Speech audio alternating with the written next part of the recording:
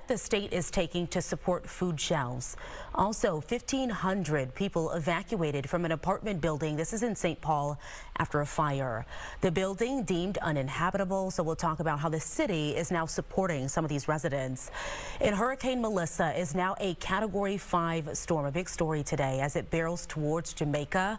The latest from the Caribbean as the island prepares for the storm. Plus, some big news from the Vikings. This is within the last hour or so as the team prepares to take on the Lions this weekend. How the team is feeling after a tough loss to the Chargers. So a lot to talk about. Yeah, we got to really dig deep into the Vikings situation right now in a little bit with Dawn. Yeah. But we're going to start with the weather. And, oh, yeah. Gee, thanks.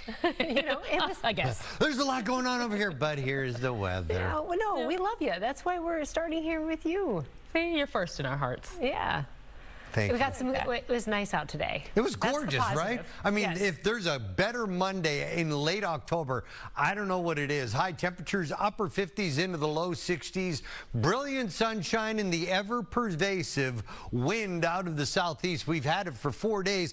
That's the warming wind. Biggest problem with the wind gusting nearly 40 miles per hour is it strips the trees of the beautiful fall colors. There's a live look outside. That's Bryan Lake in the background. Gorgeous colors in Eden Prairie, 58 degrees right now with that wind howling out of the east-southeast. So let's talk about a change. Tomorrow, a big change. Rainy, cool, and gray.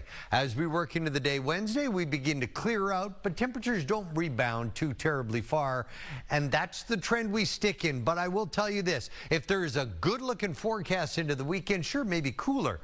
But it's also very quiet as we talk about a forecast for the little ghosts and goblins. And we'll do all of that here in about 10 minutes. We'll see you then. Yes, everybody keeping a close eye on Friday's forecast. Yep. Thanks, Ian. We start with the latest on the government shutdown. We are now on day 27, and Democrats and Republicans continue to trade blame on this, on why it still has not been resolved. The Senate back in session today, but they are not scheduled to vote on the House-passed measure to fund the government. Senators have voted 12 times. It has failed to pass each time. If the shutdown continues into the weekend, it would mean the end of grocery benefits for hundreds of thousands of Minnesotans. The Trump administration has officially ruled out using contingency money to extend SNAP benefits into November.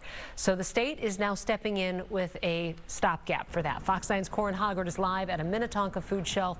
And so, Corin, that is where the state's helping hand is going to have the greatest impact at this moment, right? Yeah, that's right, Kelsey. Minnesota is dipping into contingency funds to find about $4 million to distribute among the 300 or so food shelves across the state. It is a stopgap or a bridge, but not a very long bridge. It will not get us to the other side of this problem unless the government shutdown ends relatively quickly. And I can give you a few SNAP facts that explain why. There are 440,000 Minnesotans who are on these grocery benefits. More than half of them are seniors and children. Almost half of them are from outside of the Twin Cities metro.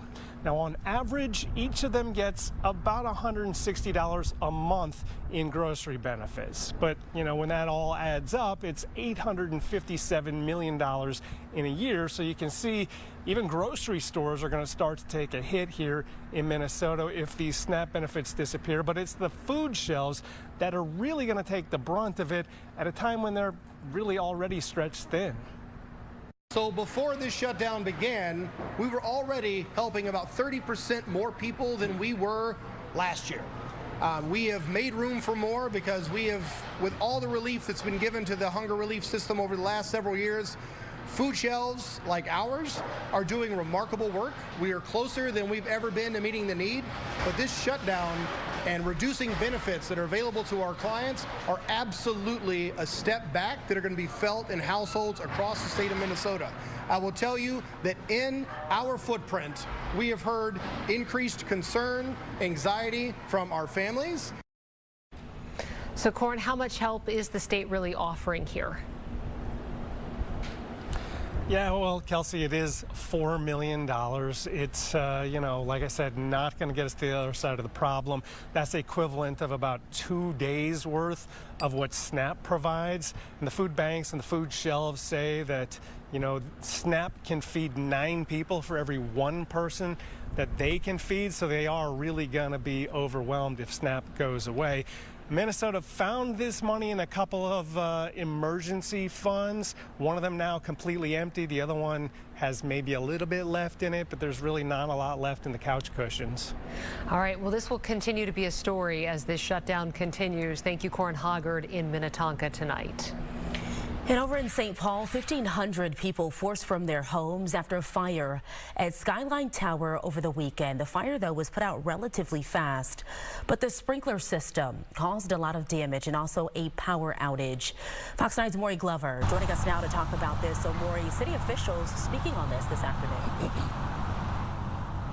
Well, that's right. The building right behind me has been deemed uninhabitable. So about 1,500 residents, including about 100 with disabilities, have had to find somewhere else to stay. This is a home and place where I'm living in my entire life, 15 years. And all of a sudden you got evacuated. I got 2 years old, twins, and my son, you know, like re-evacuating and relocating another location. It was very difficult and challenge for me, and it's still affecting my life. But I am thankful, God, that everybody's safe. Now, city officials say a fire on the 12th floor of the Skyline Tower early Sunday morning knocked out electricity, heat, water, and the elevators. The sprinkler system also went off on 3 floors, damaging about 100 apartments. Now, city officials evacuated the building, sending 500 people to 10 hotels around the metro, while another 1,000 are staying with family or friends. We are hopeful that with the part availability, we can reestablish the building systems operationally so we can move the vast majority of residents back in. There will be that third phase, though, for the folks whose units actually took water damage. Those folks will be out a little longer while those repairs are completed. We stand for each other in this community. We support one another. We take care of one another. And a crisis in this building created a crisis for our whole community. A crisis for the 1,500 residents who live in this space created a crisis for our whole community. And I was very proud of the ways in which our community stood up. Now, city officials are still not sure exactly what caused that initial fire, but they say it is under investigation, and luckily nobody was hurt in the fire or the evacuation. Reporting live in St. Paul, Maury Glover, Fox 9. And that's the good news, and hopefully they will all continue to get the help and the assistance that they need. Thank you, Maury. And in the next few hours, we will find out if Minneapolis teachers have authorized a strike. The union opened voting last week after it did not reach a deal with Minneapolis public schools. Teachers want higher wages, smaller class sizes, and caseload caps for special education staffers. Votes will be counted at 8 p.m. and if passed, the district will get a 10-day notice before a potential strike could actually begin. It's not just local teachers. Local baristas could also soon authorize their own strike. Starbucks workers in Roseville rallying today as authorization voting begins. What do we want? A contract. When do we want it? Now. And if we don't get it, shut it down. So this is part of a nationwide movement. 70 pickets are taking place in 60 cities. Unionized baristas are trying to bring Starbucks back to the negotiating table. They're hoping for more take-home pay and better hours, amongst other demands. A daycare worker in Crystal is charged with hitting a child, and police say the abuse was caught on camera. This happened at PNC Learning Center in Crystal. A teacher, 24-year-old Javelle Cooper, is accused of hitting a 3-year-old. And according to the criminal complaint, surveillance video shows Cooper slapping the child on the side of the head. Cooper is charged with 2 counts of malicious punishment of a child. The child's parent had reported a similar incident last year. The retrial of Cody Forencamp, the man who previously was convicted of shooting and killing Deshaun Hill Jr., is being pushed back to February. The trial was supposed to start next week. However, the state wants to include interrogation video as evidence in this trial. A judge had ruled that it cannot be used in the trial, so now the state is taking the matter to the state Supreme Court. You may remember Forencamp was originally convicted of murder, but the case was overturned when an appeals court found police violated Forencamp's rights. All right, time for weather on the 9s with Chief Meteorologist Ian Leonard, and we're enjoying the last of this very, very nice day before things take a little bit of a turn. Holding on to it, Ian. Hold on. Just keep it close, my friends. Everything's going to be fine. Tomorrow, things change in a big way. So, look, here's the last 6 hours. We were clear with this warming southeast wind. Now notice the clouds beginning to increase here and making an approach here, at least on the Twin Cities. You look off to the west and you see this line of showers. Well, descending from that line, I'm going to show you, there's 3 almost spokes, and you see them right there. Really what we're looking for here is scattered shower possibilities late tonight, scattered showers late tonight into tomorrow morning and tomorrow afternoon. This isn't one big push of big-time rain. It's intermittent scattered drizzly showers, perhaps 2 to 3/10 of an inch to kind of sog up all those leaves and make everything smell like worms. They didn't bite. I'll leave it alone. Wind gusts right now anywhere between 20 and 30 miles per hour. Sustained winds at 5 to 15 miles per hour. Winds are still a big part of the forecast tomorrow. We'll just begin to turn them out of the west-northwest. After highs today in the low 60s, the whole region right now sitting in the 50s. It's a lovely Monday night. But I hope you enjoyed today because, as we mentioned, tomorrow changes.